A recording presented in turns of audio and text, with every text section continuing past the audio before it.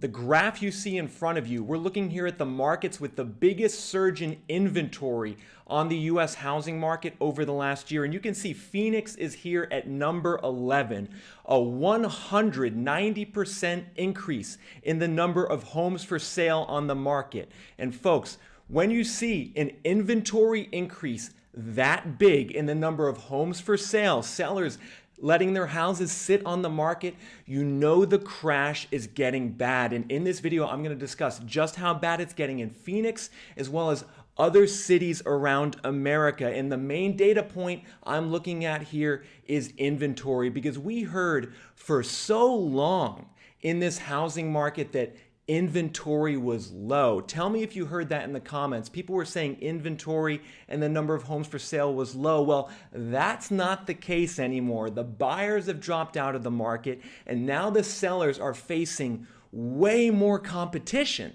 And it's this increased inventory and competition that's forcing the sellers in many markets to cut the price. And let me show you what I'm looking at in Phoenix in particular here, everyone. When we take a look at the inventory levels here in Phoenix, we can see that right now there's 14,000 homes on the market. 14,000 homes on the market in Phoenix. Now, 1 year ago, there was 4,700 homes on the market in Phoenix. And the year before that, in 2021, there was 5,000. So when you look at these really low inventory numbers in 2021 and 2022, you understand why there was a housing bubble and a housing boom, not just in Phoenix, but all around America. But then look at this, everyone. Boom, up to 14,000 homes, 190% increase year over year. And now we're above the long-term levels of inventory over the last 7 years in January of each year. And make no mistake, this is a sign that the housing crash is continuing and getting worse in 2023. And one thing that kind of bothers me is that when I read like mainstream news outlets, like the Wall Street Journal and CNBC and other news outlets, a lot of them are reporting that, the housing market is recovering, and they're reporting that buyers are coming back into the market. But when you look at the inventory data, you see that that's just not true.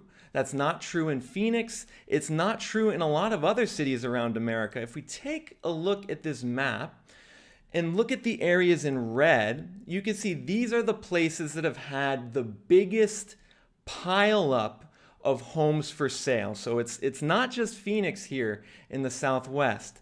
It's also going up to Utah. It's also going up to Washington in the Pacific Northwest. It's also going to the Southeast in Florida. This is a really interesting one, everyone, because Florida was, a housing market that everyone thought was untouchable, that inventory wouldn't go up, that the buyers would still be there. But, look at this, everyone. In a place like Tampa, the inventory and the number of homes for sale has gone up 209% year over year. And let me just show you what that looks like on a graph, because 209%, that can be maybe kind of difficult to understand visually what that is. Well, here's what it is. It's last year, if you were a home buyer in Tampa, there was 3,400 homes on the market in January. Now there's over 10,000. That's what that looks like.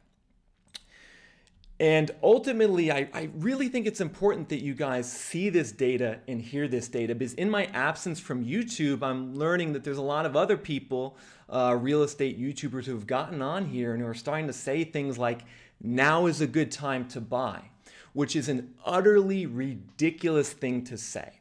Because not only is inventory surging, which means that prices are likely to go down more in 2023 in many different cities, but when you just look at the financial dynamics for you as a home buyer out there, which I'm about to show you, the relationship of, how much it costs for you to buy versus how much it costs for you to rent, this is a big decision a lot of you are making.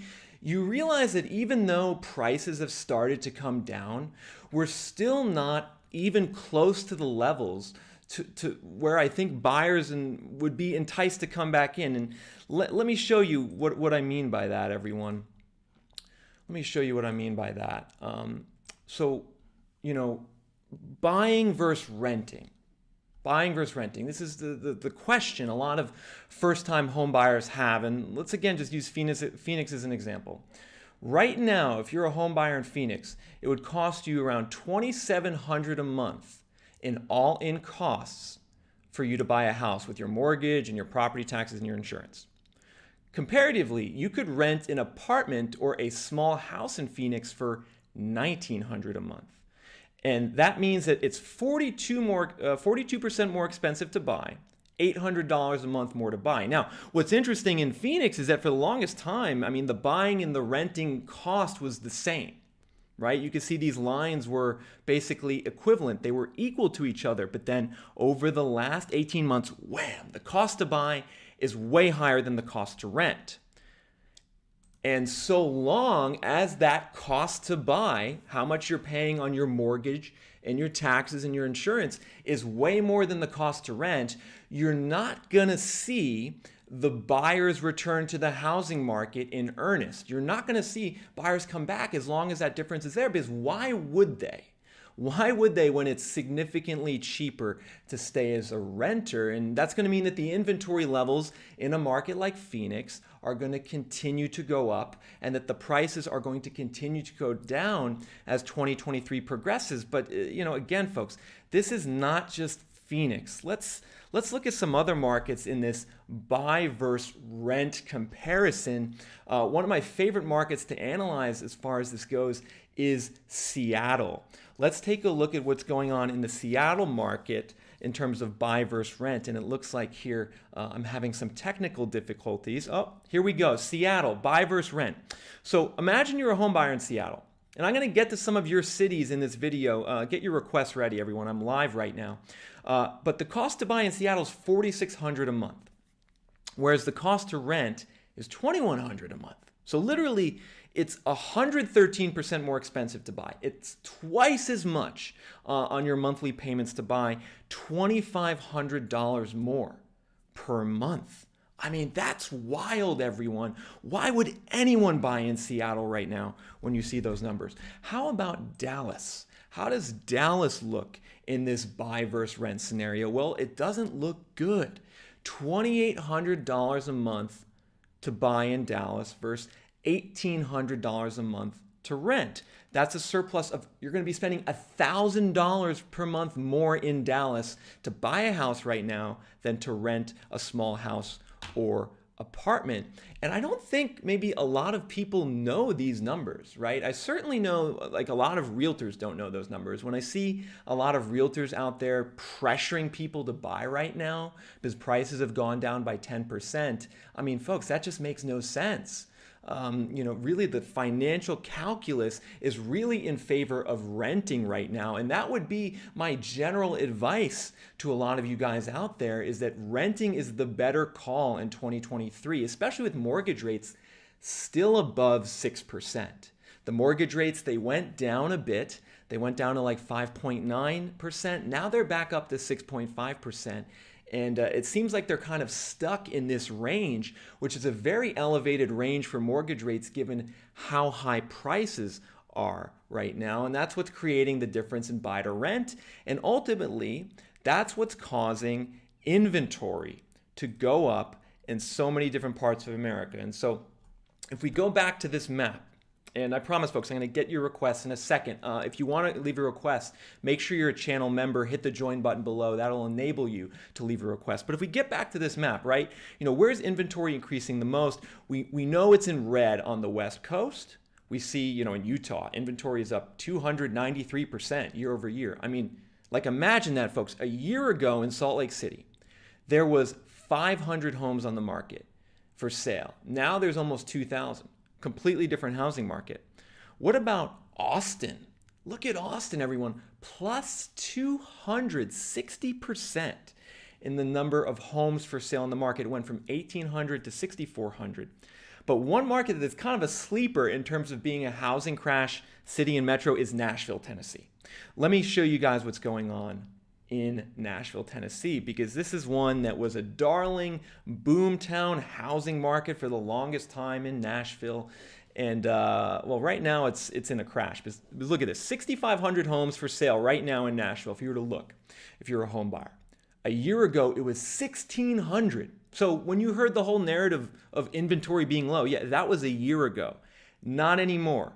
Up 300% year over year. That means there's 4 times as many homes available for sale now. Sellers have 4 times more competition in Nashville now compared to a year ago, which is why they're cutting the price. It's why there's a lot of price cuts in Nashville. It's why prices will continue to go down. And the other thing I just want you to pay attention to here, folks, is the dotted line, because this is also showing that inventory in Nashville is now above the long-term average. We're now above the long-term 7-year average. So inventory, any way you slice it, is high. But, we got to talk about actually some of the areas in blue on this map, everyone, because we have these areas in red where inventory is surging, but interestingly, inventory is not going up everywhere. Especially in the Midwest and the Northeast. We can see a market like Chicago, it's only up by 13%. In a market like New York, it's only up by 10%. And in some markets, like a Corning, New York, or a Syracuse, New York, inventory is down. So one thing I want to just address here is that when you hear people say in the mainstream that inventory is low on the U.S. housing market, really what they're saying when they say that is inventory is low in the Northeast and Midwest. That is factually accurate to say.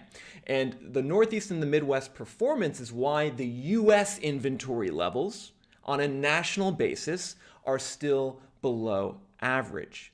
But inventory is definitely not low in the South and the West. It is low in the Midwest and Northeast. Let's take a look at a couple markets here in the Midwest and Northeast so you could see just what's going on. And this is almost a bit counterintuitive, everyone, because, a market like Chicago, Chicago is a city that everyone's leaving, right? There's crime, there's high property taxes, it has outbound migration, but yet inventory is still 38% below the long-term average in Chicago. And so this is a place where inventory is low, legitimately speaking. What about a market like Boston, Massachusetts? We can see inventory, while it's up 37% year over year, is still down 29% in Boston from the long-term average. A very similar situation in New York as well. Let's take a look at the inventory in New York, everyone, which is New York City, it's Long Island, it's Westchester, it's Northern Jersey. Inventory is 28% below the long-term average. And so this is interesting. I'm actually going to ask you guys a trivia question. I'm going to answer the trivia question later, but why do you think the Midwest and the Northeast is like the hottest housing market right now, where inventory isn't increasing, but inventory is increasing in the South and West? I'm going to have the answer to that question later in this video. But before that, I think you all probably want to see an update on home prices. We've talked about inventory in this video. We've talked about the relationship of buying and renting, but what's going on with home prices? And home prices in some markets, everyone, have gone down by a lot. As I open up my Tableau workbook here, you could see the areas that have had the biggest decline in median sale price over the last 8-9 months since peak. And you can see in a place like Oakland, sale prices are down 27% in 8 or 9 months. That's huge. In Austin, they're down 17%. In Boise, they're down 17%. In Seattle, they're down 16%. In Denver, they're down 14%. In Sacramento, they're down 13%. Interestingly, in Chicago, they're down 13% despite not having inventory. In Washington, D.C., they're down 13%. In Anaheim and San Diego, they're down 12%. And so in the heaviest crash markets, we have, let's just say, 10 to 15% declines in median sale price, but that hasn't been enough to really attract buyers back into the market, because we're still down 30% or so year over year on buyer demand and sales. And so what that says to me is that we need to see prices crash by more. We need to see 30% price declines before we're really going to see buyers get excited and get back into the housing market. And oh yeah, let me just show you Phoenix, since Phoenix is kind of what the title of this video is about.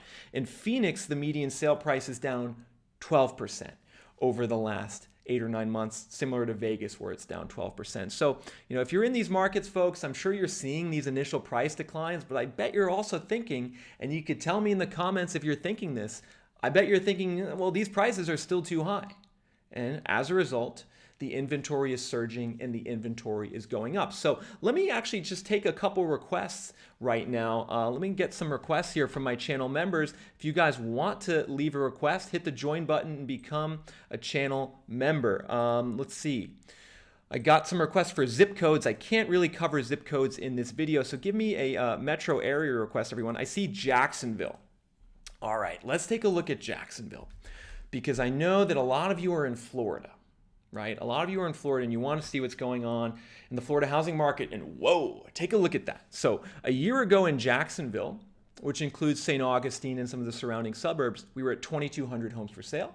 And then now we're up to 5,400 homes for sale, up 150% year over year, and now close to the long-term inventory average. So Jacksonville is a market where inventory is going up very, very fast. Inventory is definitely not low in Jacksonville anymore.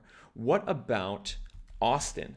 We talked about Austin a little bit before, but I just got to show it to you guys again, because this is like one of my favorite graphs, because a year or 2 years ago, like a year ago in Austin, everyone was saying inventory was 1,800 homes on the market. Everyone was saying like, oh, Austin's never going to crash.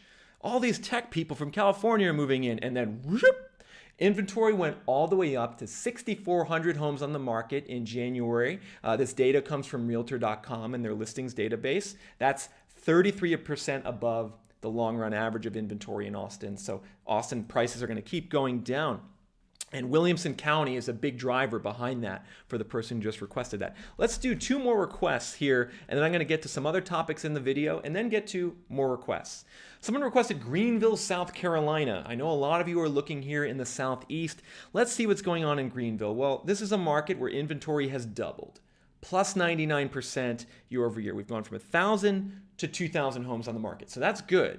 Greenville is softening, but as you can see, we're still about 17% below the long-term inventory average. So we still have some work to do in Greenville before we get back to where we need to be on inventory. What about St. Louis? Now, St. Louis is a Midwest market that's it's struggling a bit to get inventory back. We were at 3,000 homes on the market a year ago in St. Louis. Now we're at 3,800 homes. That's 27% growth year over year, but it's still down 37% from the long run average. And so this is a great segue. Why are markets like St. Louis and Chicago and Albany and New York that everyone is leaving, why is inventory still so low in those markets? And I think it has to do with 2 things, folks. Number 1 is affordability. The Midwest is more affordable than a lot of other areas in America. So even at a 6% mortgage rate, a lot of buyers in the Midwest can still buy. They can still afford it, because in St. Louis, the typical home price is $250,000. So even at a 6% mortgage rate, they can do it. But I think there's a second reason that not a lot of people are talking about yet for why the Northeast and Midwest is doing better. And that's because the migration trends from the pandemic are reversing. That's right, everyone. Get ready for a new paradigm of migration in 2023, because when we look at this map of where inventory is surging and where it's flat or going down, it's telling you that not as many home buyers are moving to these areas in red, and that they're either staying in these areas in blue or they're moving back to these areas in blue. And I think this is a reality that a lot of people haven't really fully processed yet. Like in a market like Phoenix or Vegas or Austin or Jacksonville, a lot of people still think that there's going to be some recovery in the housing market, but there's not, folks. Like that pandemic boom in migration, it's over. It's not coming back to those Sunbelt boom towns. And that's a big problem for the Sunbelt boom towns, because the locals don't have enough money to afford the prices. And to just show you this, let's go back to this comparison of buying and renting. Like in Dallas, right? Like a couple years ago, a local in Dallas could have afforded it. The rent was $1,400. The cost to buy was $1,400. But now if you're renting in Dallas, it's $1,000 cheaper per month to stay as a renter. So, why would they jump into the market? Another market like this is Atlanta. And Atlanta was one actually that, look at this, folks, the blue line rent was more, the cost to rent in Atlanta was more than the cost to buy in 2019 and 2020. And so, rent being more than buying, that pushed buyers in the market, but then whoops, now the cost to own is significantly higher than the cost to rent in Atlanta, which is a problem because a lot of the locals in Atlanta don't have very much money and can't support the prices that the transplants from New York and California paid. What about Boise, Idaho? Boise is like, I love talking about Austin, but Boise is like the original crash market. Let's take a look at this. A couple years ago in Boise, it cost you like $1,500 a month to buy a house. Now it costs you $3,000 a month to buy a house, where the rent is $1,700. So yeah, the rent in Boise has gone up, but the cost to buy has gone up way more, and thus you'd be paying $1,200 more a month in Boise to buy than you would do to rent. And that was fine when you had all these people moving in from California and all these tech people. They were just paying in cash and it wasn't really a consideration for them. But now they're not really moving in anymore. And the local in Boise or the local in Las Vegas or Phoenix now has to support the market. And they can't do it, everyone, which is why we're seeing the inventory skyrocket and why as 2023 progresses, we will continue to see more inventory and more price declines in these Mountain West and Sunbelt housing markets. Now, let's get some more requests, everyone. And actually, I'm going to do one request on my own. I feel bad. I haven't really talked about California so far in this video. So let's talk a little bit about California before I get into your requests and see, a market like Riverside, inventory is up 120% year over year. So inventory is more than doubled in Riverside. Let's just take a look at a graph to see what that looks like visually, right? Because visuals help. So you could see we had low inventory in 2021 and 2022, and then boom, inventory is now normalizing. It's still a bit below the long run average, but Riverside's going to be a heavy crash market, folks. Values are already down close to 10% in Riverside. What about Los Angeles? I got a request for LA. So let's take a look at LA. LA is an interesting one. So inventory has doubled from where it was last year. So if you were a buyer in LA last year, which includes Orange County in this data, 6,100 homes on the market. Then we got to 12,000 homes on the market this past month. So we're now right around that long-term average for inventory, similar to what it was in like 2018. And so LA's inventory is normal, and I think it's going to be above normal soon as the recession and housing crash gets worse in 2023. What other requests? What about Bakersfield, California? This is an interesting market. Bakersfield is a place where a lot of people from LA move to, but not as many are moving there. But you see the inventory now going up from 800 to 1,300 homes on the market. And so, this is a market that I think is going to be in big trouble, a market like Bakersfield, because when you go back to the inventory map, I want you guys to think about like any place like a Sacramento or, a Fresno that really benefited from people leaving California and LA. Well, that same exodus isn't occurring, and these local economies aren't that strong. And so I think you're going to see big problems in these housing markets here in Central California, especially. Let's get some more requests. Ooh, Denise has a request here. Ogden, Utah. Now, why do I like this request for Ogden, Utah? Well, you can see, look at this, everyone. Inventory is up 392% year over year. We went from 300 to 1,400 homes on the market. That is number one in America. Ogden is number one in America in terms of the inventory pileup on the housing market. Literally, there's 5 times as many homes for buyers today as there were a year ago. Just writing down this list. All right, Nashville, we talked about, is number 2. Salt Lake City is number 3. Provo is number 4. So we got the 3 Utah metros in the top 4. Then we have Austin, number 5. Interestingly, Northport, Sarasota, Florida, number 6. Now let's just talk about Northport, Sarasota, Florida. You can see it right here, 260% increase in inventory. So that's a big increase. A lot more homes on the market. However, this is going to be an interesting one because in Sarasota, yes, we have more inventory. Let's see. Slight technical difficulties here, folks. Just bear with me for 1 second. All right, there we go. In Sarasota, Northport, so we have 260% more inventory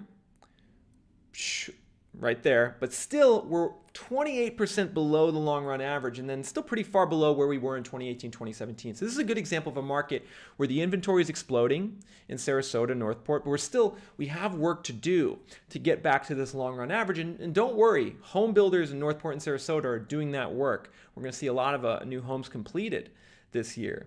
What other requests do you guys have, everyone? What other requests do you guys have? All right. Seattle. All right. Seattle's an interesting one because I saw an article from Redfin the other day talking about how bidding wars are back in the housing market. Redfin was saying that, and they use Seattle as an example. But if we take a look at the inventory in Seattle, we have 3,700 homes on the market right now compared to 1,300 a year ago. So we have almost 3 times as many more, homes for sale.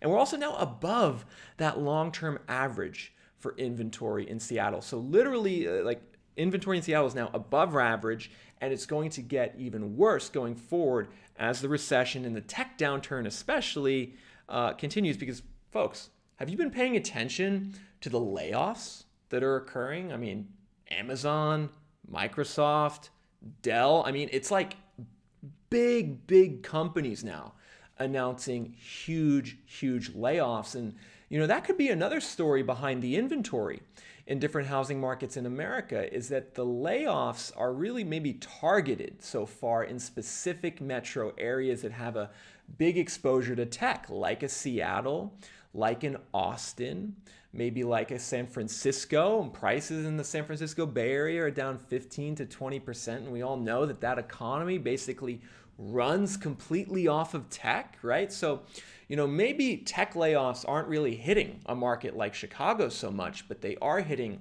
a market like, Seattle. Or what about Denver? Denver is an interesting one because Denver is very expensive. It has big exposure to tech. And wouldn't you know, inventory in January in Denver up to 3,800 homes from 1,500 a year ago. We are now above that long-term average of inventory in Denver.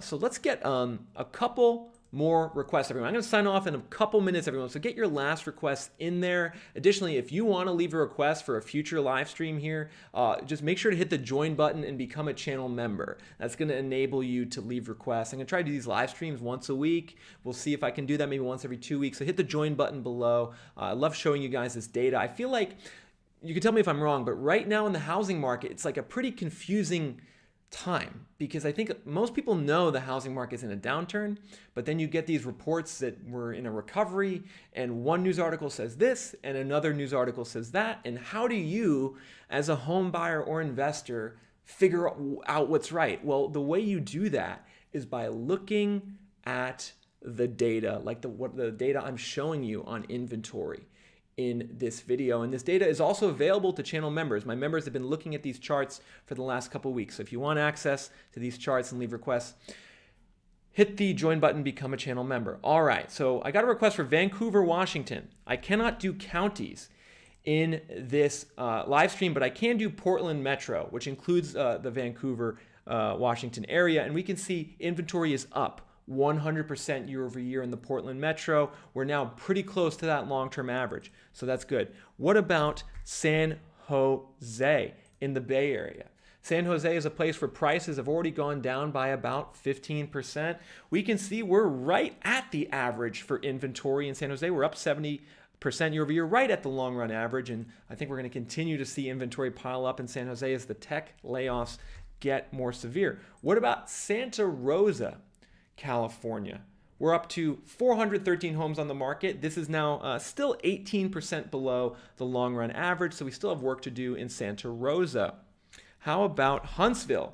Huntsville, everyone. This is one of my favorite housing markets, but it's one where inventory, wow, rocket ship. We went from 364 homes on the market in Huntsville to 1,500. We are now at the long-term average. That's 320% growth year over year.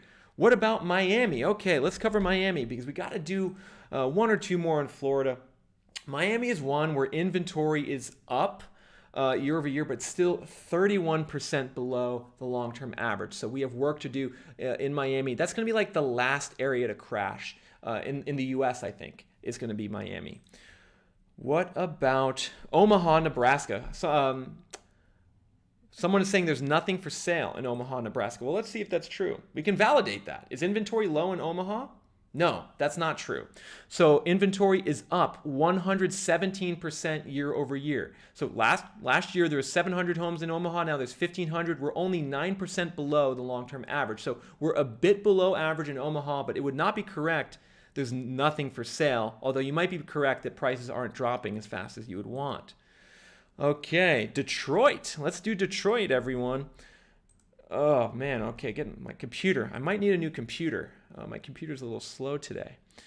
All right, in Detroit, this is a Midwest housing market where inventory is up 45% to 7,700 homes on the market. That's actually like a decent amount of inventory overall, but it's still 16% below the long-term average. So Detroit is still somewhat inventory constrained, but it's getting better. Rihanna is requesting Nashville. Let's do Nashville. I mentioned it earlier. I'm actually in Nashville right now, believe it or not. And this is a beautiful thing, seeing something like this, everyone. We had 1,600 homes. Now we have 6,500 homes in a year, plus 300% in Nashville. Prices will be going down throughout 2023 is my prediction in Nashville. What about Bend, Oregon? I have time for one or two more requests. Let's do Bend, Oregon. This is a vacation destination in Oregon. We can see inventory has more than doubled, but we're still about 17% below the long run average. What about Boise, Idaho, everyone? I saw a couple requests for Idaho. Boise, this is also a beautiful thing because our inventory level in January 2023 is the highest it has been in the last 7 years, according to the Realtor.com dataset. Boise is a heavy crash market. What about Reno, Nevada? What about Reno, Nevada? Okay, in Reno, we had 400 homes on the market a year ago. Now we have 1,000 homes on the market. That's up 150% year over year. That's above the long run average. So Reno is no longer inventory constrained. What about Buffalo? Buffalo, New York. I've been there twice. I went to a Bills game each time. It was very cold. And we can see the housing market is still actually kind of hot in Buffalo because inventory at 818 is still 37% below the long run average. So we still have work to do in Buffalo. What about Spokane, Washington? Spokane, Washington. Folks, if you want to leave a request, hit the join button, become a channel member. Spokane up 129% year over year. Inventory is now back to the long run average where it was before the pandemic started. What about Henderson, Nevada? Well, I got to just show you the Vegas metro in general. The Vegas metro in general is another one where inventory is way up. We are at basically the highest level of inventory we've seen in Vegas in January in 7 years. Vegas will continue to crash. Let's get one more request, everyone. Wilmington, North Carolina. This is a still inventory constrained market. So we're up 105% year over year, but we are still down 38% from the long run average, everyone. And with that, I'm signing off for today. I'm so glad to be back, folks. I will be doing now more videos more consistently on YouTube. So leave requests in the comments. If I didn't get to your request, leave them in the comments. I'm going to try to get to it. And also just leave your request for what videos you want to see me make next. Until next time, this is Nick from Reventure Consulting signing off.